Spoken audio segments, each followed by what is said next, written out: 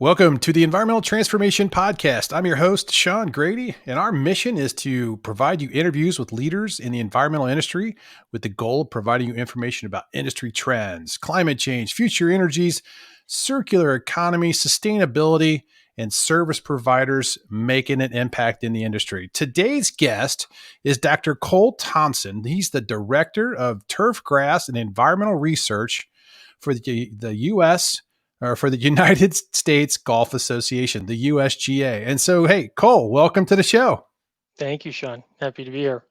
Oh man, I've been looking forward to this episode for a bit. The USGA is obviously, a big part of golf in the United States, and your organization's been around quite a while. So before we get in, tell us a little bit about yourself and what you're doing there at the USGA. Yeah, so I'm based in Dallas. The USGA's headquarters is in New Jersey, but I Mm-hmm. was hired before I started with the USGA. I worked for the University of Nebraska in Lincoln, Nebraska, and I was an assistant professor there studying integrated turfgrass management. And I had received some grant funding from the USGA to do some of my research.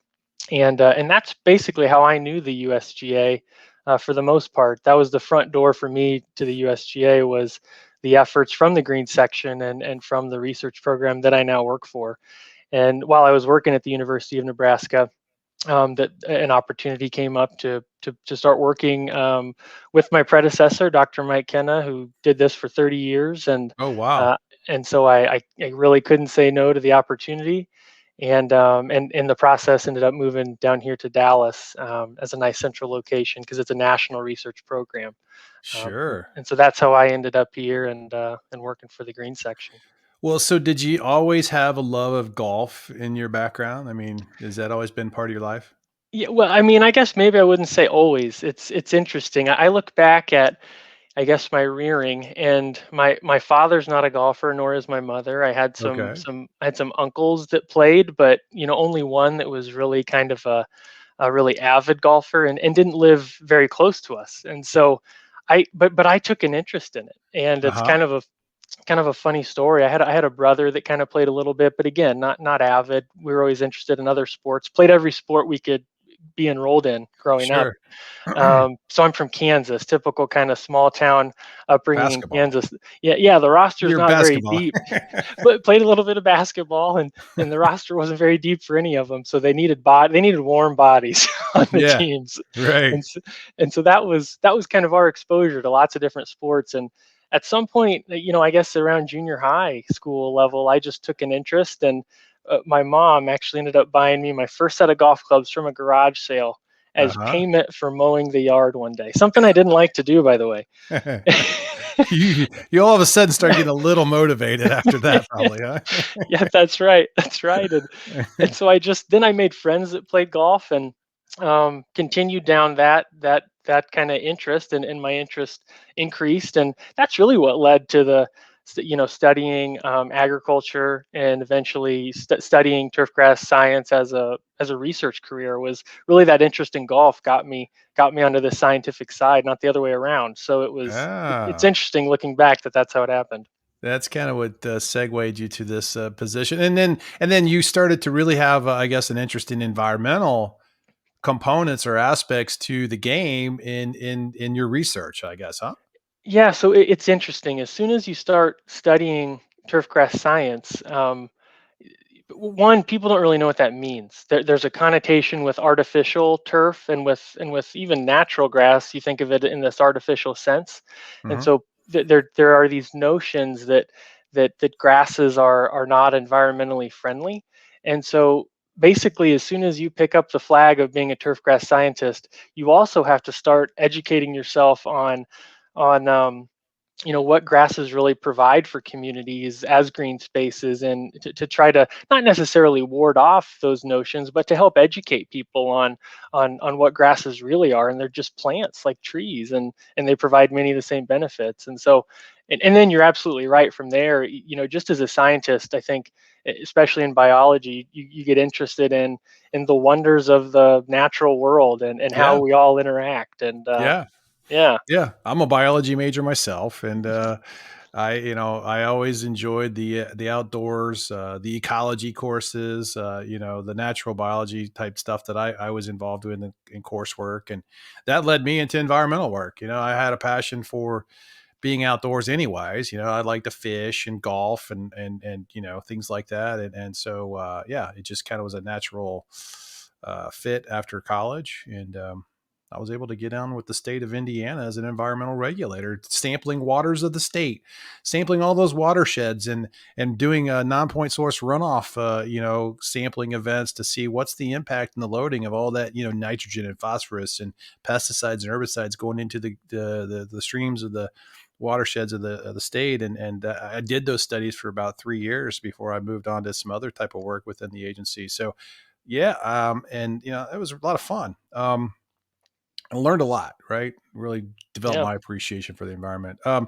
Well, so explain the mission of the green section for the listeners, and how long has that been around? Because knowing what I know about this division within the USGA, it's pretty special. Yeah, well, I agree, Sean, and thank you for that. The green section is one of the older departments in the USGA. I mean, it's been around for 100 years. We were founded in November of 1920, and we're basically founded to increase the efficiency or sustainability of turfgrass management on golf courses, and that continues to be our mission today. If I were to put it in a nutshell, it would be to help golf courses operate. To use fewer resources, but improve or at least maintain golfer experience and playing conditions at the same time. Mm-hmm. So talk about some of the things that you guys are doing in the green course section. Like, what's going on inside that, and how does it support golf courses and Yeah. So superintendents? Sorry, yeah. So a little probably more history that maybe I should have provided a minute ago is that the green section was founded to conduct research, right? And initially, it's interesting. A lot of the research was conducted at a place called Arlington Turf Gardens, which was a Mm, United States Department of Agriculture research facility where the Pentagon now sits today. And so mhm. we can't go visit it, unfortunately, and see old plots because Gone. of, I guess, security concerns or something. Yeah, something like but that. but but so that was the genesis of the green section was research, and it was for in the early years a lot of the nascent work was done by the directors of the green section. I mean, they were scientists themselves, and they did a lot of that early work to understand and define efficiencies in turfgrass management. And really, it was from the very beginning, it was identifying grasses that would perform the best in a golf course setting, and then improving the way that we manage them. And then around I would say a little bit after the mid century, in the 60s and 70s, support for universities, land grant universities in the United States started to increase. And as you know, I know that the land grant universities in the U.S. There's no comparison worldwide. I mean, we leverage, especially in an agriculture setting, we just leverage the best network of universities and scientists that are available. And Yeah. that's how the model changed in the Mhm. 70s and into the 80s, when we started as a competitive research program, where now we basically fund research like the USDA would through a competitive RFP. But there are three other pillars of the green section. There's a course consulting service where we have agronomists that are stationed throughout the US, and they have regional territories, and they each conduct hundreds of visits a year, Mhm. and help golf course superintendents and golf facilities one-on-one to get what they want out of their property. We have an education and outreach team that we have a magazine called the Green Section Record that is a freely available magazine that anybody can subscribe to. It's a digital magazine, and it talks about basically what we're going to talk about over the next few minutes, just all the different ways that the green section helps educate golfers and golf course managers in turfgrass science and golf course management. And then we have a tools development team that are trying to work on developing applications and decision support tools to increase the efficiency, and really to organize all the science that we've done over the years, and try to turn it into actionable recommendations for end users. Gotcha. Gotcha. Well, okay. So, Cole, let's talk a little bit about your role at the USGA. What are you responsible for and the types of projects you're working on? So my main responsibility is overseeing our external research, and Hmm. so we have an annual call for proposals, and it will actually be posted sometime this week. Probably we post it around the beginning of April every year, and we have kind of a strategic plan for what we think the research priorities are for turfgrass science as it relates to golf course management.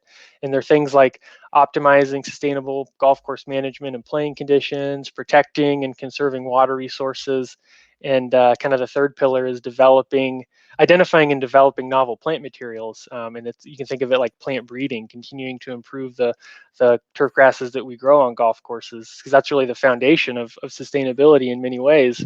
And so those are our guiding lights, or our initiatives, and we put out a call and ask the scientists throughout, very talented scientists throughout the US, to respond and give us their ideas for what they think we should support in terms of research to advance those priorities.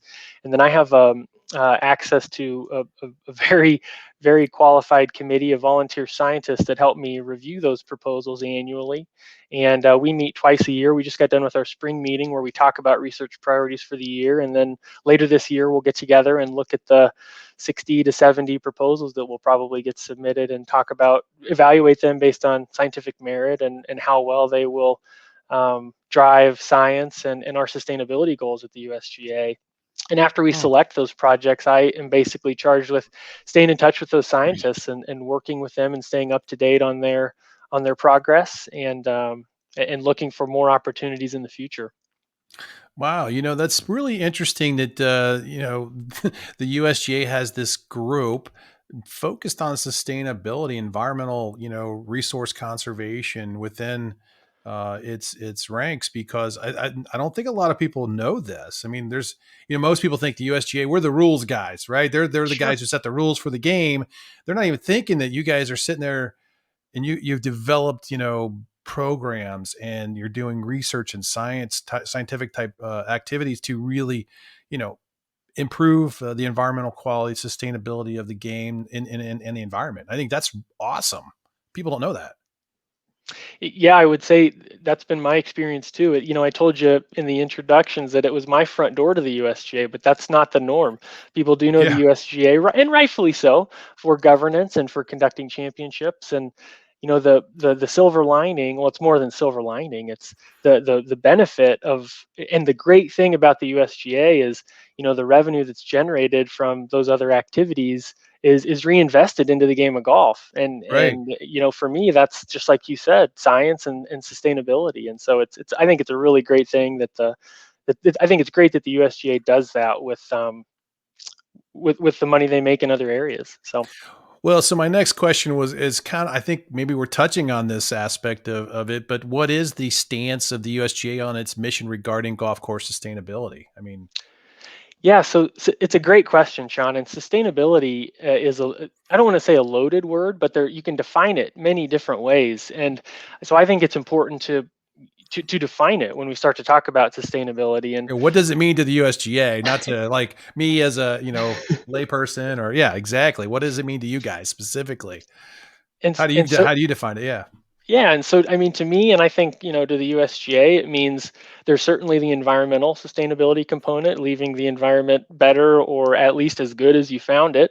Hmm. And but there's also a business component for golf courses, because golf courses are essentially small businesses, and Yeah. most of them are not making money hand over fist. And so there is a real um, uh, economic business piece that's important to consider to Yeah. make sure that golf courses can remain solvent.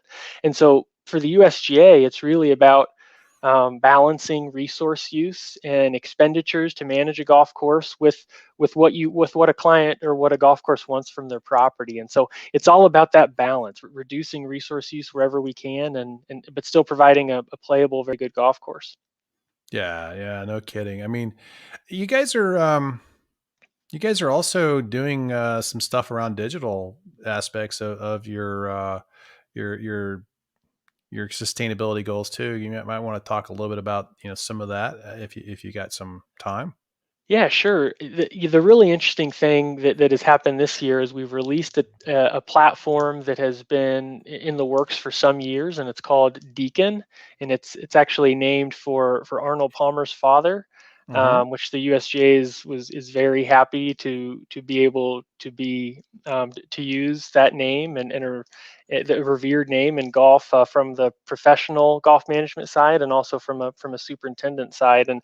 But Deacon is essentially a suite of tools for golf course decision makers to try to increase their efficiency. And an example of a tool that's integrated within Deacon is a GPS service where a golf course can subscribe to this service and put GPS global positioning system loggers on their golfers and actually log where they go during a couple or a day of play, and identify where golfers are going and where they're not, and Right. and identify where they need to be spending time managing the property and where they maybe Yeah. could let go a little bit. Yeah. They don't need to water areas of the golf course no one's going to that they might be watering. Right. That's That's right. some resource conservation. Yeah, and you can, and another thing that people don't really know, Sean, that's a great example, is that there's areas that are highly maintained of grass that you could take out of play, but there's also bunkers are a huge, they're a huge, it Le- takes a lot of resources to manage bunkers, namely yeah. labor. I mean, the Right. sand isn't free, and then you also have to rake them a couple times a week to keep them what golfers expect.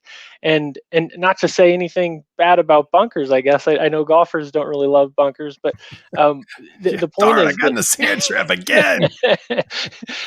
the important thing is if you have a big acre sand trap and nobody ever puts a ball in it, maybe we can take that out of play, and even just converting that to rough that's mown will reduce the resource expenditure on that particular feature. So Hmm. that's only one feature of Deacon, is that GPS service.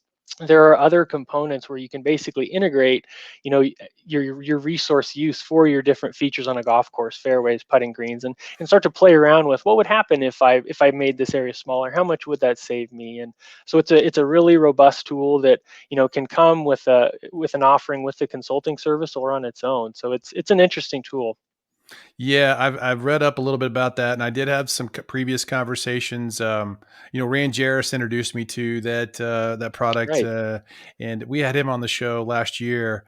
And I was amazed at the ROI of the opportunity to use the product. I mean, to me, it was fairly like instant. Like if you use the product and you spend a little money up front to get this assessment done, you're going to essentially identify 25-30% cost savings in the operational management of it if you actually ran the inputs and generated the report out of it. I mean, I thought that was amazing, and that'd make a big difference in a lot of golf courses out there. I could see where that would be the case, because I guess, as the saying goes, you don't know what you don't know, and you can't really improve your management efficiency until you know where you stand. And so Yeah. it's a really useful tool to set that benchmark. No, I totally agree with you there. So, well, okay. So, what are some of the projects that you're working on related to turf management? I'm kind of interested to hear about that, and why is that so important? Yeah, so there are right now we have 70 or so active projects, between 60 and 70 at different universities in the US, and they run the gamut of pretty much anything you could consider, and some things you probably wouldn't, that are involved in turfgrass management.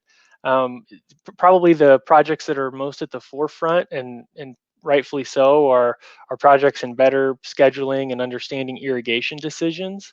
An example of a specific project is, um, so irrigation is scheduled in many different ways, and in a way that has been used in the past is something called ET-based scheduling, where there's an estimate of plant water use, and ET is evapotranspiration, and that's the estimate. And based on how we know, the amount of water that flows through a grass in a day, and then based on the environment that it's under, namely solar radiation, wind, temperature, you can predict how much water is going to flow through grass in a day, and that would be your water use rate. And but it's all a projection. It's mathematical based on a few input parameters, and so it's not perfect, but it's a huge improvement over irrigating by feel, right, and or just on some predetermined frequency. And so that was a big step forward for turf managers. But now we're trying to push even a little harder, because the soil moisture sensing technologies that are available today are very good, and you can get very high spatial resolution, and kind of geo-reference your irrigation based on site-specific conditions, and save a lot of water in the process. And so that's what some interesting projects are in that arena, are really trying to. We know that the science works, right, and they've been used in other agriculture settings for years. And so for Hmm. us, it's really about defining their value in turf and showing how much water you can save when you start irrigating just with this type of strategy as a baseline. But then when you geo-reference the savings uh, increase. I Sure. wouldn't say exponentially, but they certainly jump a lot. They add up, right? Yeah, right. Yeah, Well, okay, so there's all these different types of turf grass, right? And, sure. and each of them have various levels of resource demand, right? I mean, like, some need a little more nutrients than others, some need more water than others. Why is it so important that we're really looking at these different types of turf grass? Is it really is it as simple as, hey, we don't have to water as much?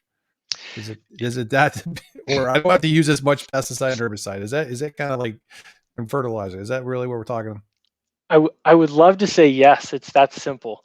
But it's not maybe quite that simple, because Okay. whenever I talk about grass selection, we always have to take a step back and realize that, basically what you want to do with plant selection or grass selection is select the turf that's going to be the most persistent in your location. And that's largely going to be based on environmental parameters, but it will also be affected by things like soil texture and soil chemistry. And so certainly there are locations where water is the driving factor. There are locations where freezing tolerance is the driving factor. And then there are Okay. Yeah. locations where soil acidity is the main problem. And then there's this thing called shade, which grasses don't really like. And so we have to weigh all of these inputs. And then there's the biological component. As a biologist, you'll appreciate the microbiology and the pathogenic fungi, and then the macro vertebrates, that are invertebrates, the insects that can chew on turf. And so you have to consider this, as you said, this ecological dynamic system, and pick what's going to be the most persistent in that location. Now, I mean, you are right that water is probably more important than the rest when we start to talk about the strain on the freshwater supply in our country and in our world. And sorry for the quick upfront explanation or disclaimer, but No, no, now keep going. This is good. now I'll get to the point and say that yeah, water is really important, and so are all of those other inputs, like pesticides and like fertilizers. And we know that there are grasses that we call them warm season grasses, and we group them there's a number of species, and that it's based on their anatomy. And the way that they conduct photosynthesis, really. But if listeners probably have heard things like Bermuda grass or zoysia grass, or St. Augustine grass is a popular Yeah. lawn grass in Florida. And Bluegrass, right, Kentucky okay, so, bluegrass. so I'm listing warm season grasses, Sean. You're getting ahead of me. Oh, sorry there. Oh, sorry, my bad. Okay. But so There's the a lot of grasses out there. there are many grasses, yeah, and the ones that I was talking about would be the ones we group as warm season grasses, and because of their morphology, or I'm sorry, anatomy and physiology, they are very efficient under drouthy conditions, where the cool season grasses, not to say that they're not virtuous, but the bluegrasses, the bent grasses, the fescues, are not as drought tolerant as the warm season grasses, especially in a very warm summer like most of the Hmm. United States has. And so there's a real benefit to increasing the use of these warm season grasses where possible, because of their associated drought tolerance. And by the way, they also are susceptible to fewer pests usually, and require a little less fertilizer. And you also, by reducing the growing season, you limit the amount of mowing that's needed in a year. So you're limiting fuel consumption, you're limiting labor needed to mow a golf course, because you're mowing for 8 months, not 10 or 11. Um, Hmm. and so it's a big complex issue. But so basically, the way the USGA has approached this is, we talked about freezing tolerance. Well, Bermuda grass is very drought tolerant, but on its own doesn't have great freezing tolerance. You get to about the latitude of southern Oklahoma, you get up into Kansas, and you can have, especially like the winter we had this year, you will lose some Bermuda grass Cold. to cold, to freezes. Yeah. And so that has been a goal of Bermuda grass and zoysia grass breeding programs for years that the USGA has supported, is to improve the cold tolerance of those grasses so they can survive the winter, but then grow with fewer resources during the summer, during the playing season. Okay. All right. Well, I mean, so there's all these different turf grasses, and you wouldn't use a specific type in, say Arizona as you would in the Midwest, and so depending on the region you are in, you got to pick the right grass. I mean, it's a little more complicated than just, hey, let me go get a bunch of grass down at the, you know, Tractor Supply and start using it. Right? It's not that's not a good idea. Yeah, that's right. I mean, that's exactly right. Now, are there certain like companies that you guys partner with? Like one comes to mind, like Scott's. I mean, those guys are like Scott's Turf Builder, fertilizers. I think they also have a lot of seed products that they make. Or is that like one of those partners that the USGA works with to, deliver different types of grass seeds for golf courses? So the way that, and you're right. I mean, Scott's does do those things. The way that the USGA partners with companies is basically through universities. So Okay. we support universities to breed turf grasses and improve them. For in the cool season grass market, Rutgers, the State University of New Jersey, is an example. They screen and breed a lot of grass in a year. We give them some financial support, and then they partner with companies to license the cultivars that they produce, and then that Ah, okay. that company contracts growers and produces the seed. Gotcha. Okay. That's interesting. All right. That's cool. That's good to know. I like that. All right. Well, what do you think the number one challenge facing golf courses are in 2021 here? Ooh, well, can This we year, can we can we say next year, a normal year? Yeah. the normal year. I guess No, every year. it's it's hard not to say water and labor. I mean, Right. we've known that basically increasing maintenance costs. If you go back and read the Green Section Bulletin or the Green Section Record articles back into the the annals of the turf literature, I mean, people have been talking about this for decades. Years. Yeah. Um, Right. so it's really the increasing cost to maintain a golf course, and thankfully, one of the silver linings of the last couple of years has been people have been wanting to spend more time outside and play more golf, and so Right. that's given the golf industry a little shot in the arm, and so more play helps, but we've still got to find a way to curtail maintenance costs, and especially for certain locales, we know that water and labor are the two biggest line items on a budget for golf courses. I got to imagine also some of the infrastructure support of some of these golf courses have been around for years and years. I mean, they're kind of falling apart. I mean, those little cart paths are eroding, and things like that have to be part of this equation as well, I can imagine. Yeah, I mean, I would think so.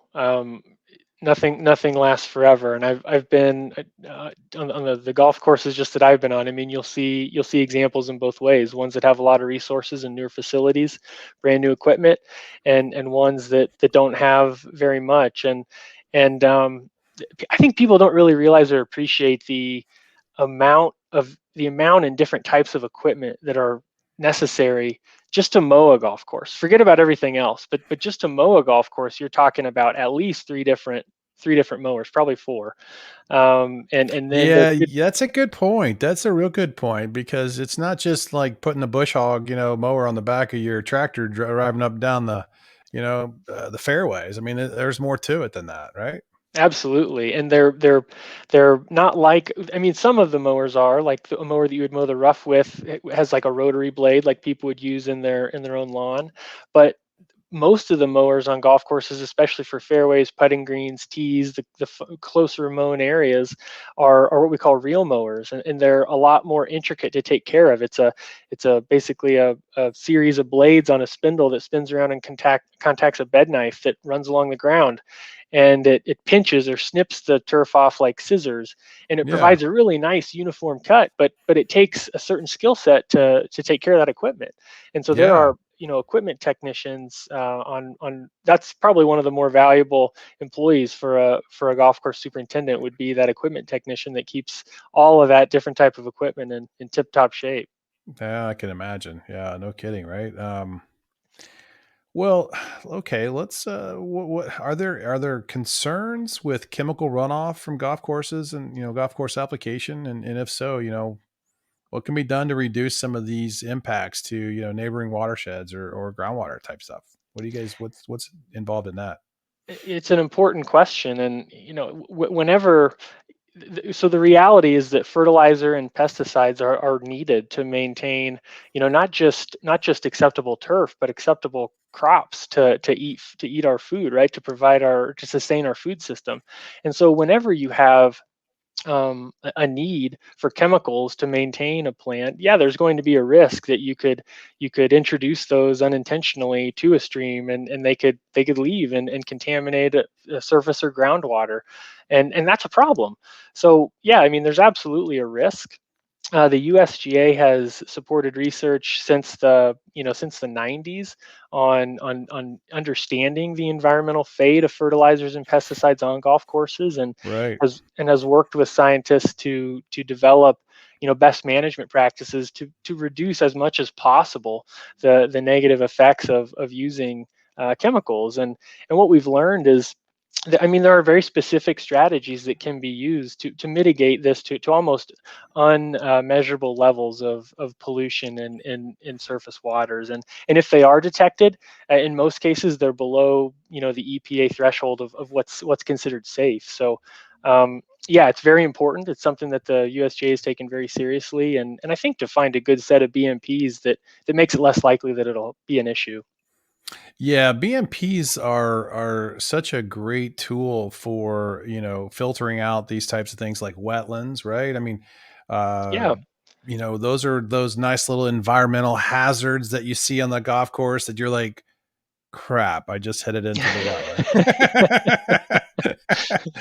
Or that high grass area over there next to the fairway where you're like, oh, I'm in the dreaded environmental zone.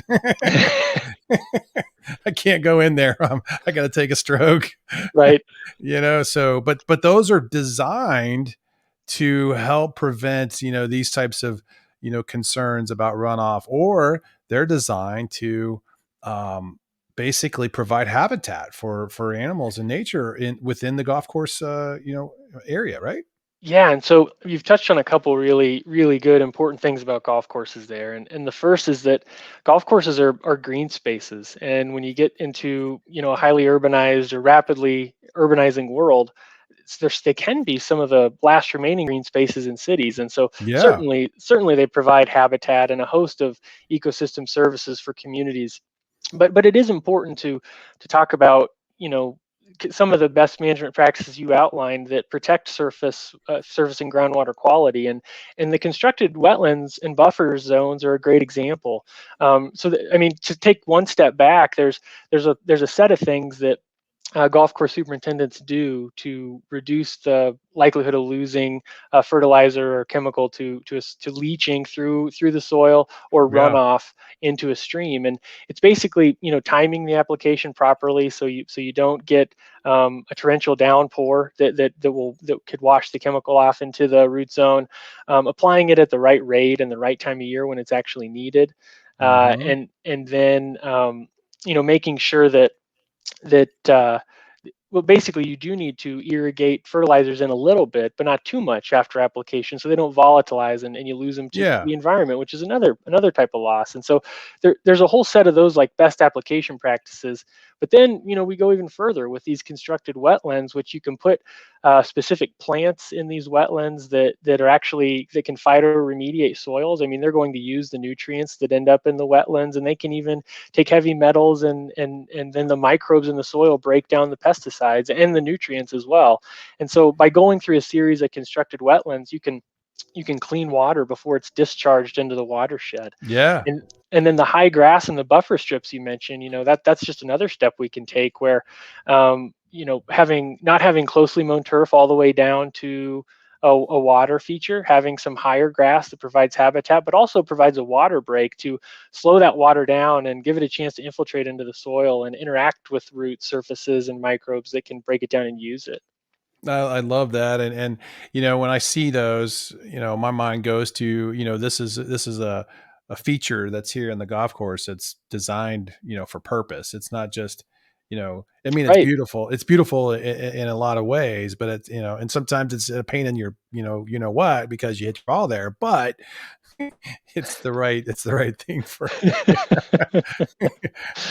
so it's great. And I think I really like that. So one topic, associated with these like BMPs and things, and maybe we can touch on it.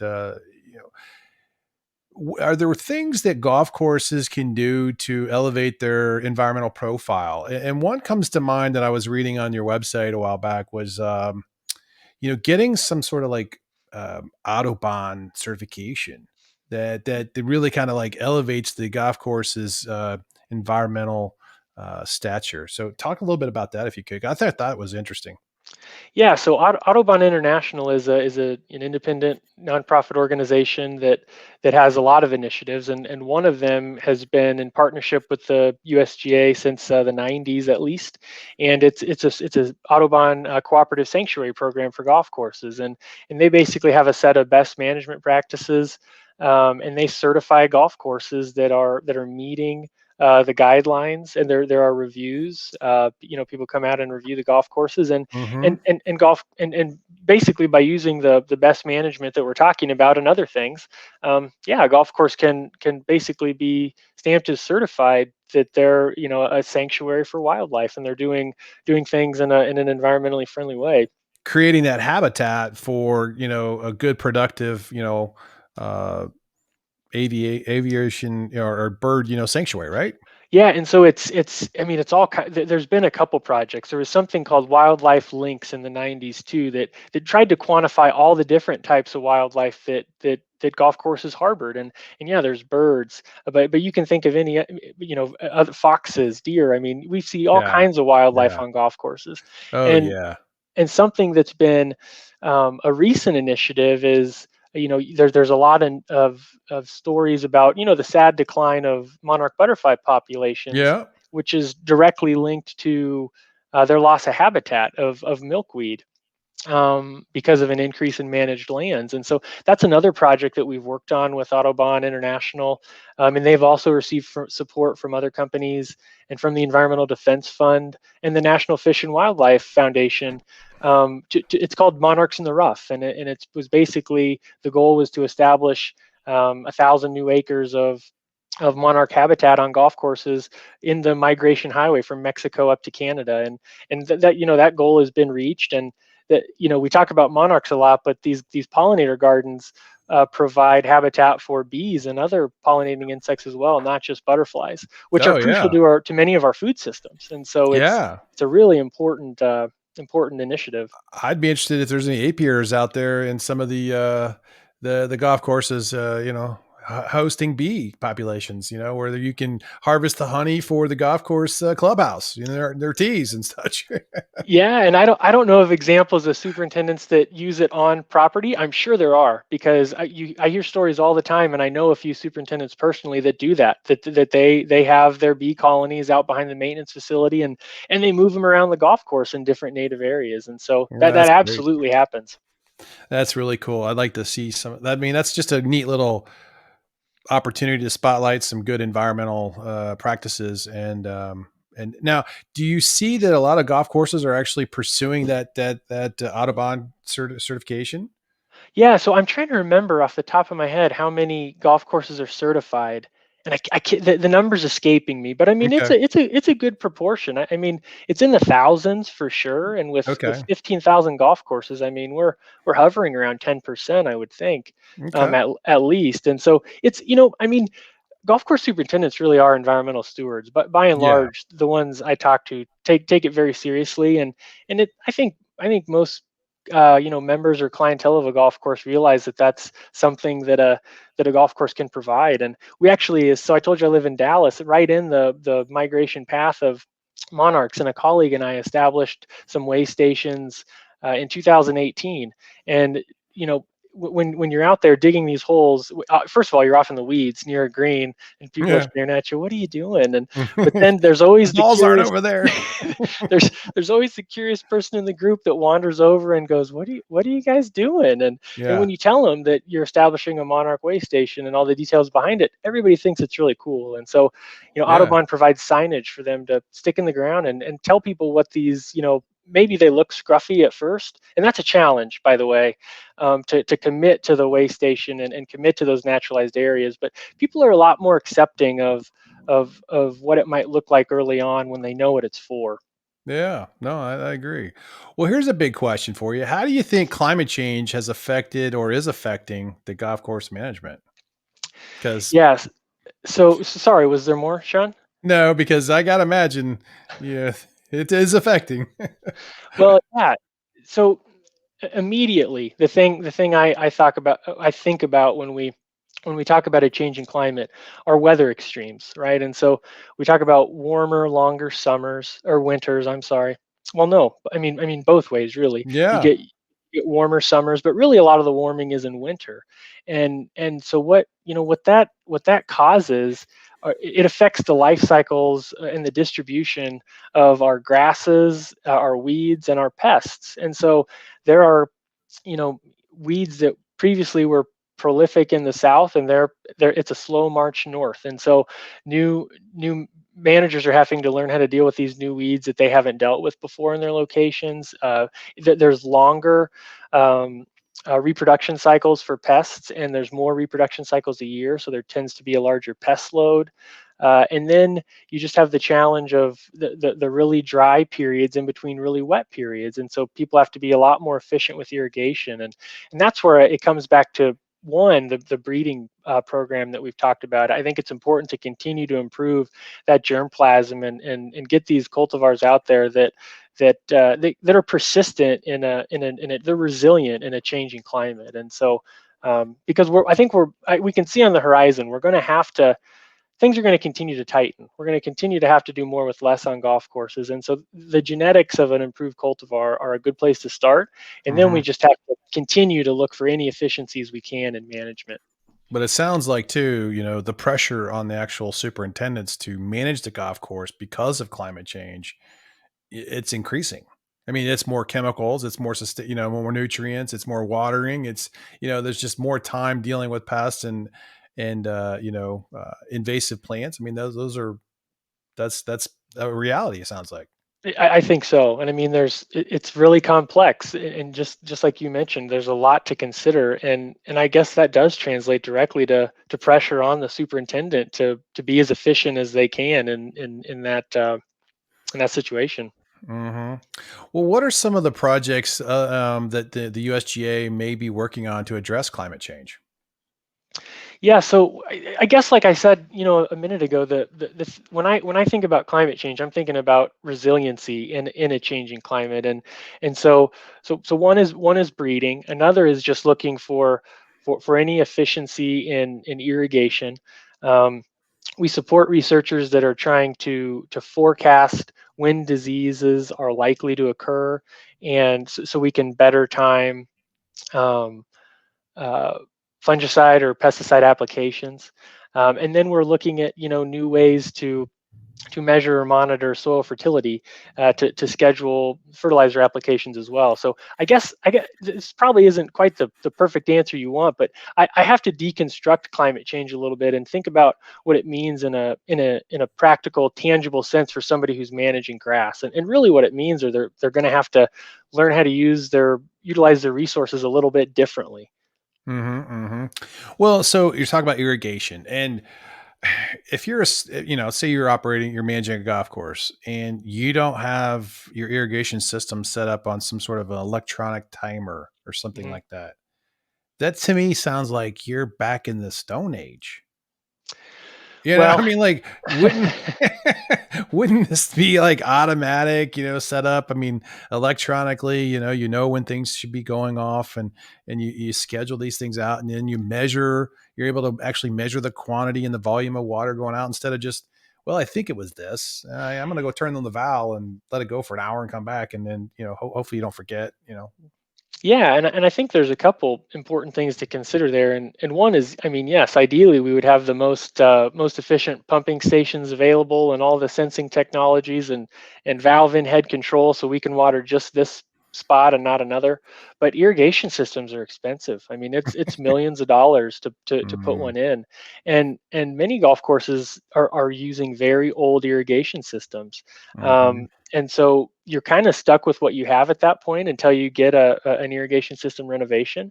Um, and you do have to kind of deal with the insufficiencies and just do the best you can. I will say that, one thing that superintendents do well is, instead of overwatering so you don't underwater, they tend to use practices to get really site specific with irrigation, practices like hand watering or setting up sprinklers in a specific location, where if their irrigation system can't provide the efficiency and specificity that they Coverage. need. Yeah. Coverage, yeah, yeah, that's a better word.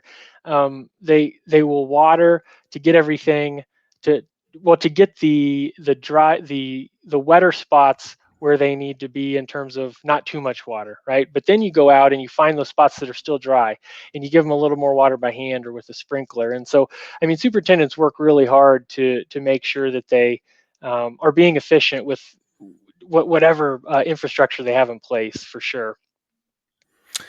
Well, that's good. I mean, I'm looking at that. So other climate change type solutions. I mean, electric carts, solar, driven Oh, type resources at a golf course to reduce, electrical consumption or renewable energy type. I mean, what anything there? I mean, that you guys are focused on. yeah, absolutely.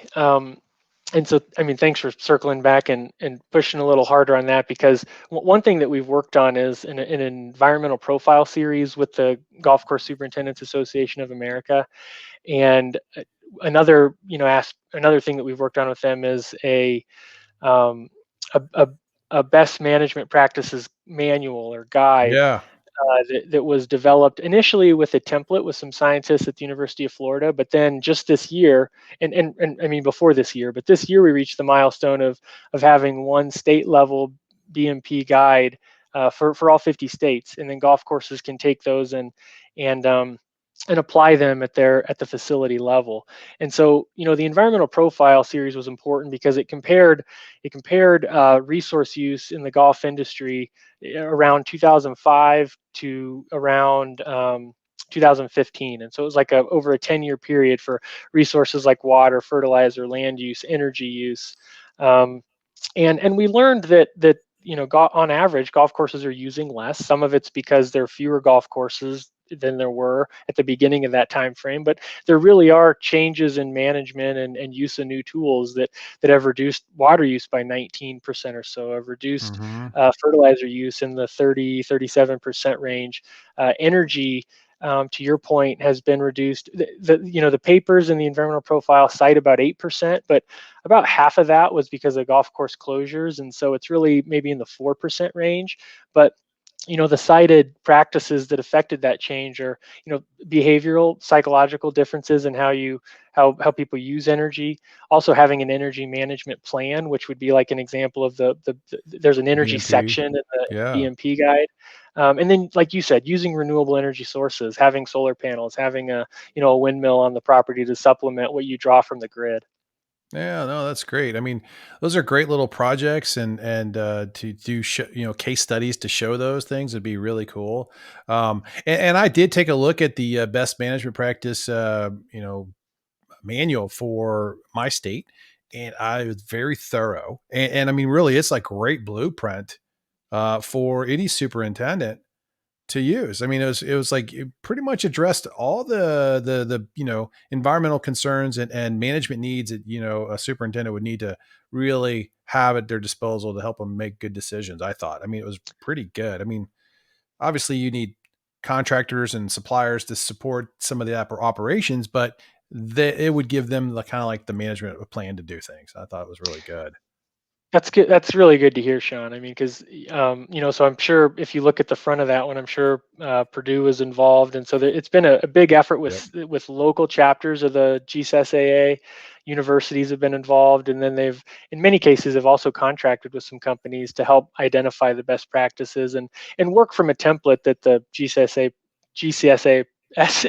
provided. Lots of A's in there. Yeah, right. So I think it's been important to get that for lack of a better term, it's an environmental, best management plan for a golf course at the state level, and then it's a great starting point. But then it still takes responsibility and follow through at the facility level to because it still should be a little squishy. It's not a prescription. It's just Yeah, you these are need things you should consider. flexibility to manage your course the most appropriate way, and within the the financial constraints you may have as as a company as well. I mean, you got to give some flexibility there, but it gives Right. them a good template.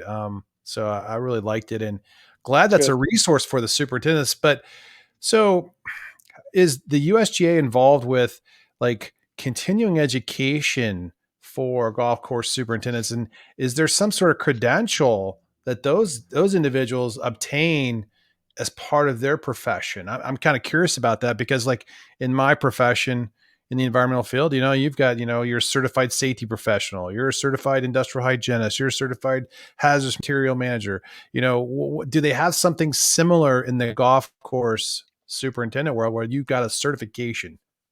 Yeah, yeah, they do, and the GCSAA oversees that, the Golf Course Superintendents Association of America, and it's called a certified golf course superintendent.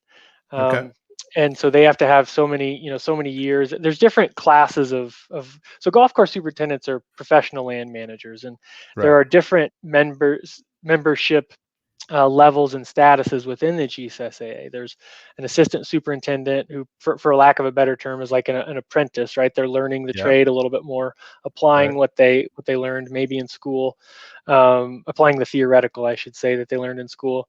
And then there's a superintendent that's kind of like a new superintendent, and then there's kind of the seasoned lead superintendent. And so Professional. Yeah. yeah, you have to have so many years at that level of membership, and then you have to have certain plans together for your property, and then there's a panel of that makes the decision, and somebody comes and visits your facility and talks to you about how you manage, and that's how they get certified in the United States as certified golf course superintendents. The state universities also do a great job of providing continuing education through their extension mandates. I mean, there Okay. are there are research field days at most land grant universities every summer, at least one in every state.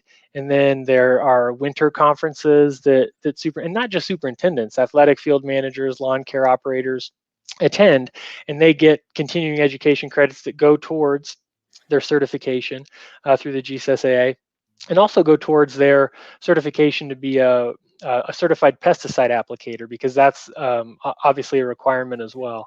Right. And so the land grant universities are really important in that continuing education training. And they often need speakers, and our agronomists will be speakers at these regional conferences and talk about what they're seeing on golf courses. So it really is a big kind of collective effort of everybody trying to just raise the bar a little bit and help everybody know a little bit more. Yeah, no, that's fantastic. I mean, so there's the whole, organization and a brotherhood, sisterhood of these types of superintendent managers of golf courses out there that are looking to sustainably manage their golf courses. Protect them, have environmental habitat that they're it's really, I kind of think of it like golf course management. It's got to be the ultimate sustainability game. I mean, I agree. It's you're when it comes down to it, we're circular now. We've come back to the first part of our conversation. You're trying to do as much as you can in the most efficient way possible, and it really is this balancing act of sustainability.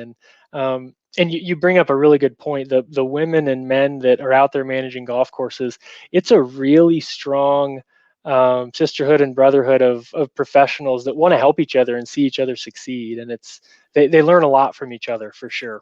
Absolutely. No, this has been great. Well, I mean, Cole, this has been a fantastic interview. Where do you see the biggest changes in the way golf course operates in the next 5 to 10 years? I mean, How do you think they're going to adjust to all this climate change in the future? Yeah, so I think at 2 points. And one is we're definitely going to see more of the same. I think we're going to continue to struggle with resources, including labor and water, and we're just going to have to continue to get more efficient. I think a way that we will get better is with new technologies.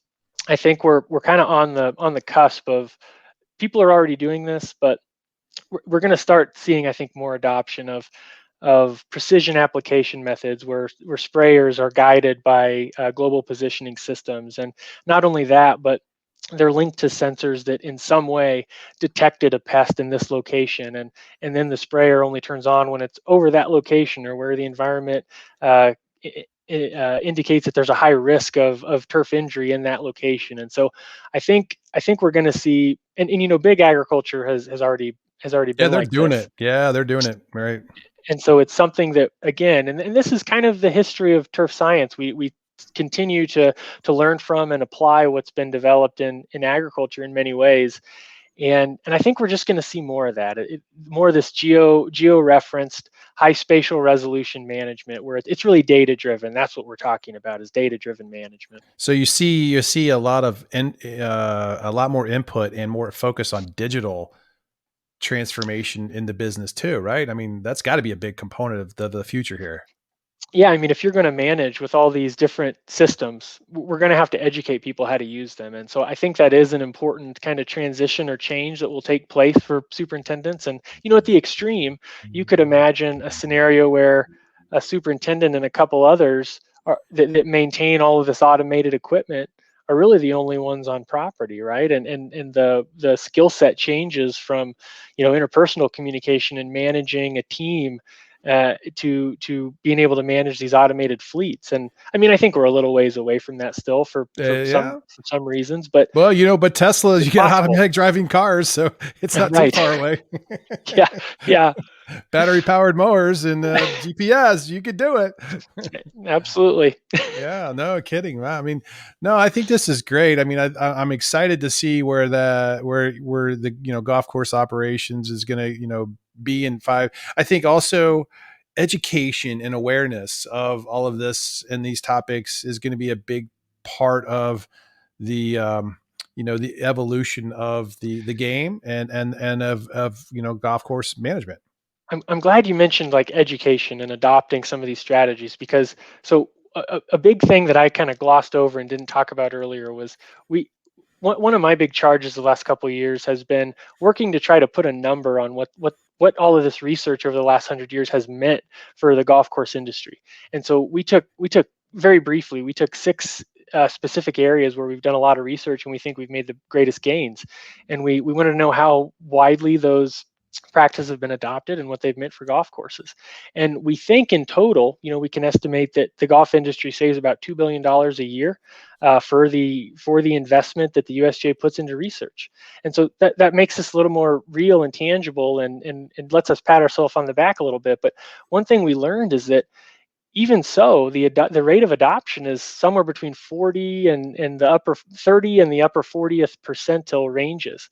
And so we can make a lot more difference just by driving education and encouraging the adoption of these precision technologies while we're still Hmm. developing, the next good thing.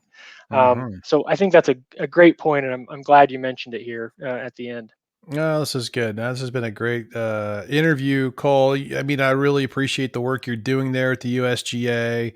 I think it shines a light on the environmental and sustainability, mission and the goal of the Green Course section and the environmental, group you're in.